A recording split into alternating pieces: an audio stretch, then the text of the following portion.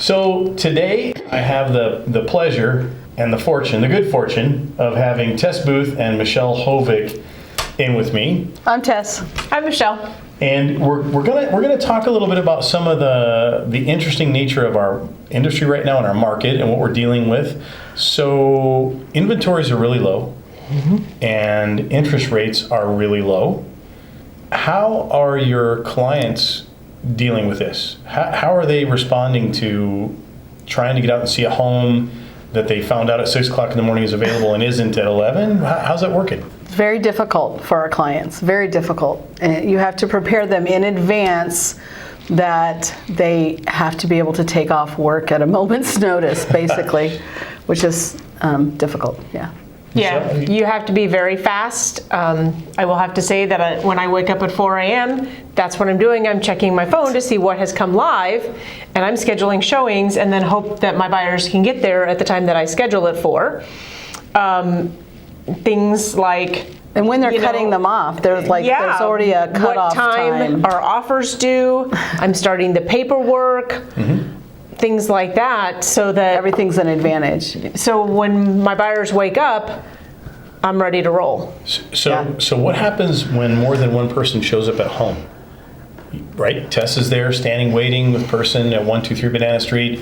Michelle walks up and she's waiting behind Tess at 123 Banana Street. How do you keep your clients on a level playing field, and at the same time they're obviously excited? How do you deal with that? When other people are coming in at the same time, Sure. You mean? Well, I've prepared my clients in advance that, first of all, we probably only have 15 minutes in the property. So, if that. Right. So really look at the pictures to see what questions we want to answer when we get in there, what we're looking for, and prepare them that there might be other people. So we may need to go upstairs while other people are going downstairs, and that type of thing. And if that's something that they're not comfortable, that we might have to pass on looking at that house. Wow. Review the seller's disclosure ahead of time. Review any virtual tours that are available ahead of time as well. So now it's time to write an offer. What do you do? Because if you've got all these people stacked up like jet airplanes waiting to land at the airport just to see the place, how do you get an offer accepted? Well, I've always told my buyers at this point that the list price is the starting price. Yes. Because you're going to have to go over.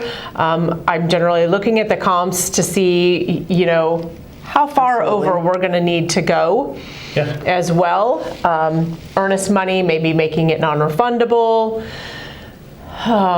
Calling agents on any other properties that are already pending, because that's going to become a comparable for your appraisal. Wow. So making sure that you have that information if it's available to you. Sometimes calling the listing agent on the property that is for sale, trying to find out what the hot buttons are for that sale. Is there a specific close date? Right. If I can hit that, that's a brownie point for my buyers. Absolutely. If there's anything else specific for that seller, maybe making the contract as is. Yeah. Not necessarily not doing inspections, but still doing inspections, but not maybe asking for repairs. Right. So besides cash, is there anything? I mean, everybody wants money. Everybody wants the high money, but is there anything else that your seller needs that we can help provide? Because we want a win-win transaction from the very beginning.